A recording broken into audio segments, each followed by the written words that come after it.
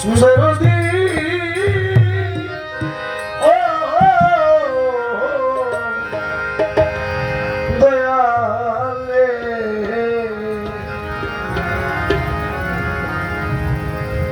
যাওয়ার যদি জায়গা থাকতো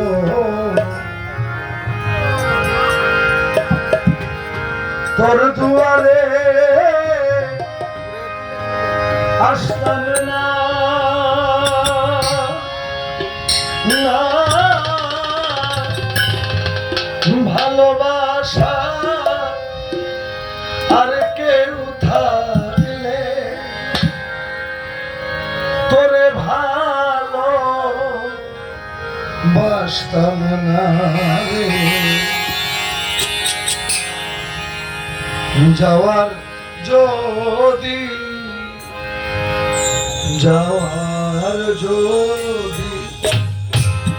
জায়গা থাকতো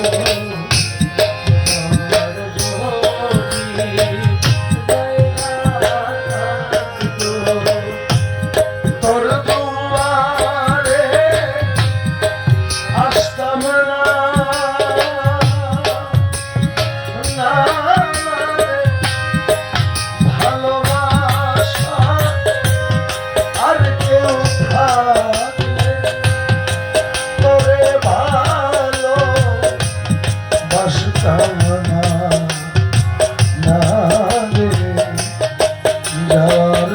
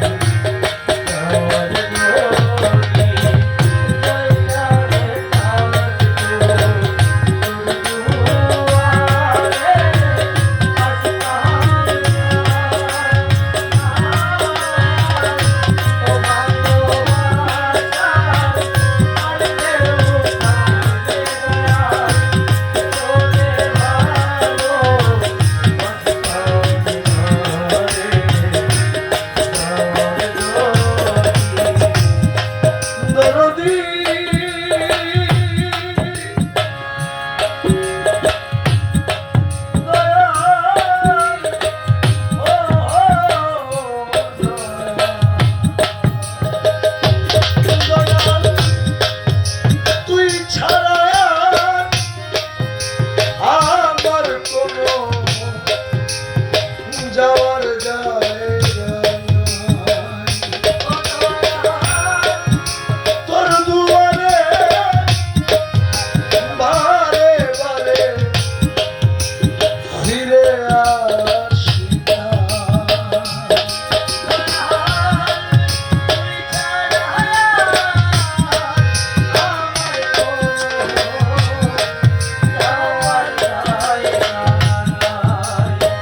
ও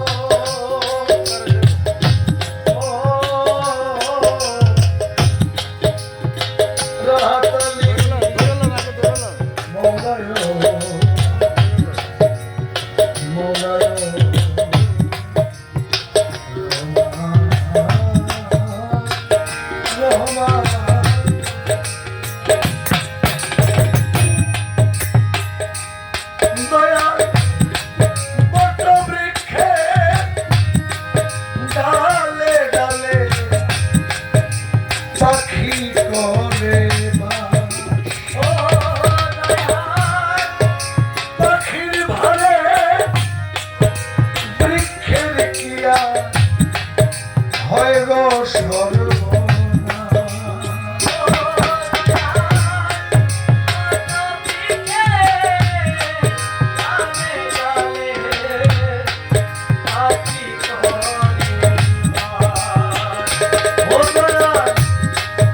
পাখির ভারে বৃক্ষের গিয়া হয় গো সর্বনাশ রে দয়া। আমি যে তো চরণের দাস, আমি যে তো চরণের দাস, ওই ডালেতে বসতাম না।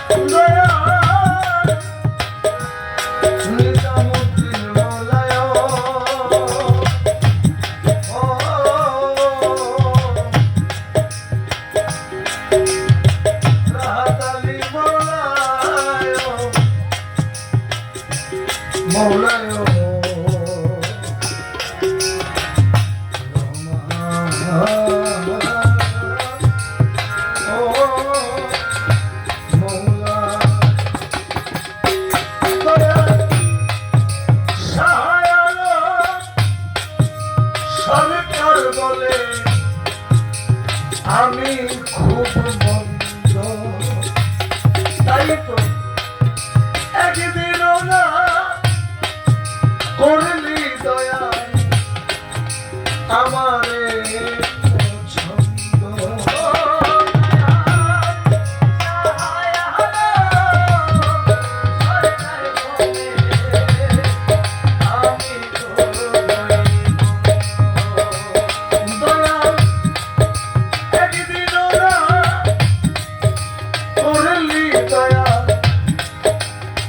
আমারে পছন্দ রে দয়া, তোর দুয়ার ছিলে বন্ধ,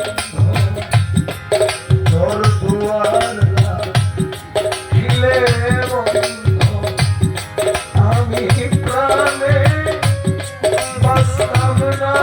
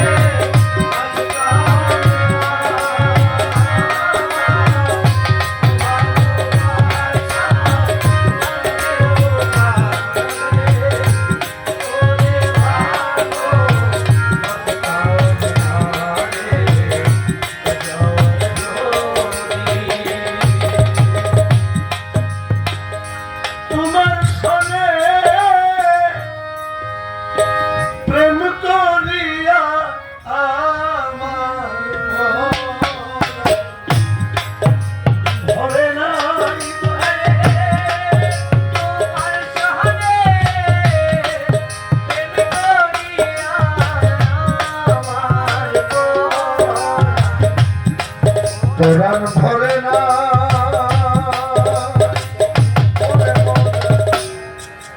আগে নালিশ কইরা আবার যেন আমি তোমার দেখা পাই।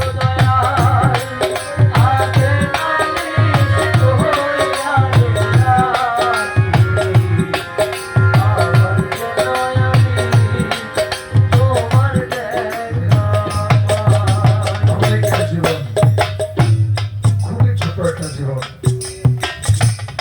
এই জীবনে একটা কথা আছে, সাধক রমিজউদ্দিন ফকির কথাটাই বলেছিলেন যে ভাই বলো বন্ধু বলো কেউ তো কারো নয়, আপন কেউ তো কারো নয়, দুই দিনের দেখাশোনা পথের পরিচয়। অনেকে আপন আপন মুর্শিদকে হারিয়ে কাঁদে, অনেকে নিজের বাবাকে হারিয়ে কাঁদে, অনেকে আবার নিজের মাকে হারিয়ে কাঁদে।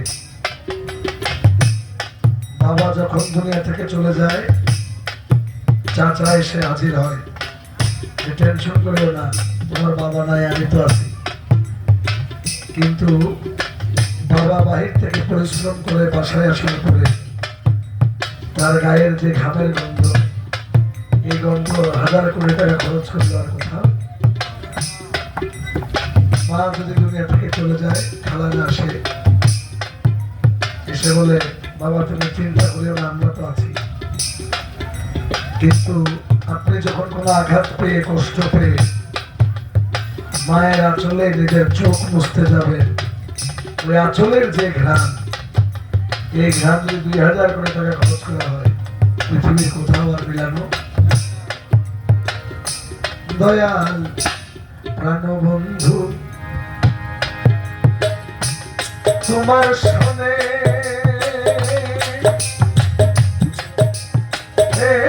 আমি কত মধুর আলাপনে,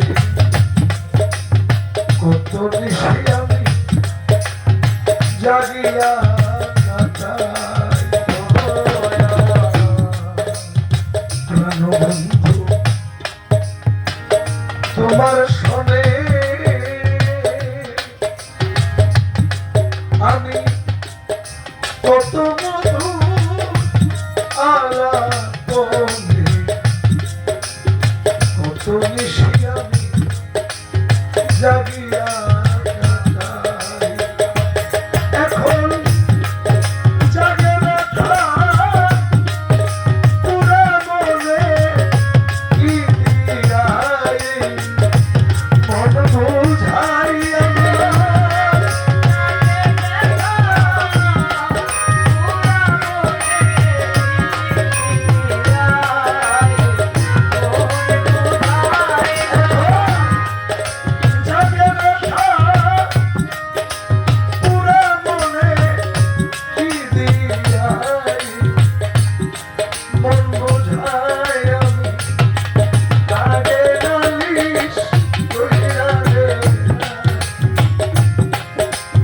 আবার যেন আমি তোমার দেখা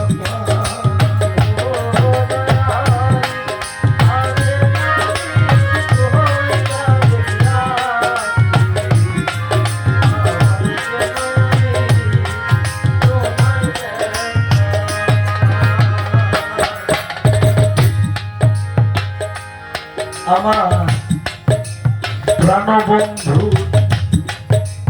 মুখের বাণী আমি কত পরাণ হইরা শুনি, ওই সুরধ্বনি দেখি অন্য কোথাও নাই।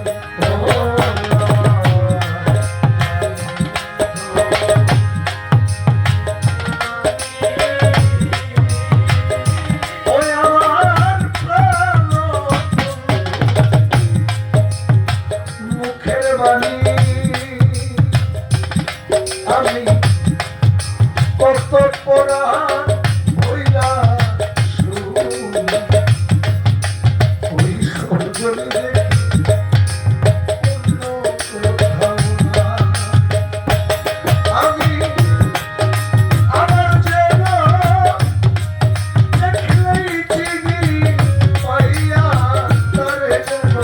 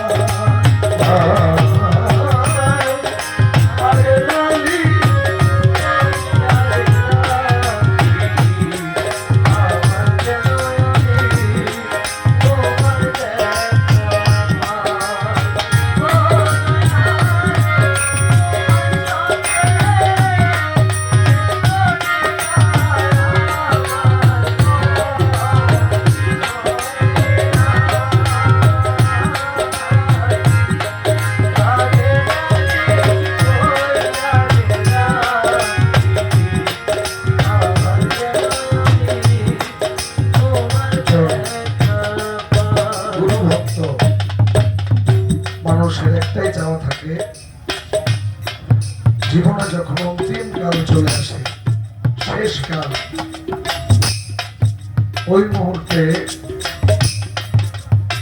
সবকিছু যখন বৃথা মনে হয়, এই সুখ সংসার যখন বৃথা মনে হয়, সাকারাতুল মউত যখন জান কবজ করতে আসে, একটা গুরু ভক্তের চাওয়া হচ্ছে নিজের জানটা যেন আপন মুর্শিদের হাতে দিয়ে এই দুনিয়া থেকে বিদায় নেওয়া যায়। কালামের মধ্যে বলছেন, ও আগেই আমি রাখলাম বলে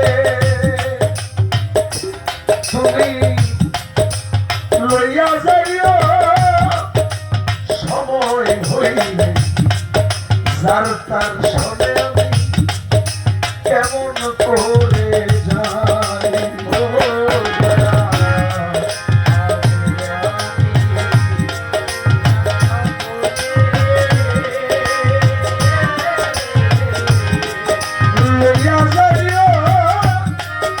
সময় হইলে যার তার সনে আমি কেমন করে যাই।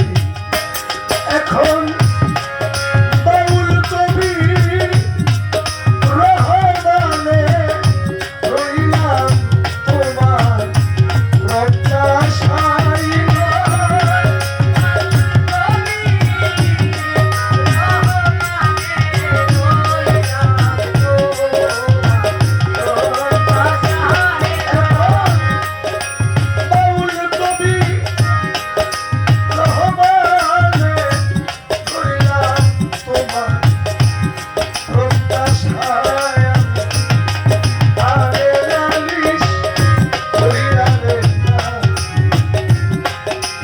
আবার যেন আমি তোমার লেখা আরে নালিশ কইরা রাখি।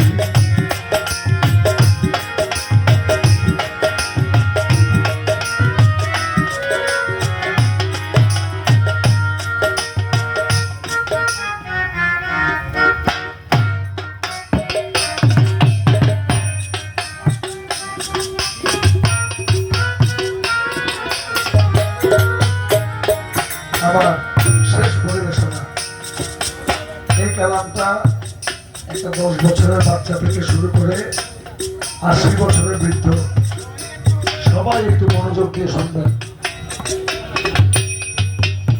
ওই যে কালামের মধ্যে বললাম, আমাদের রু যখন আল্লাহর কাছে ছিল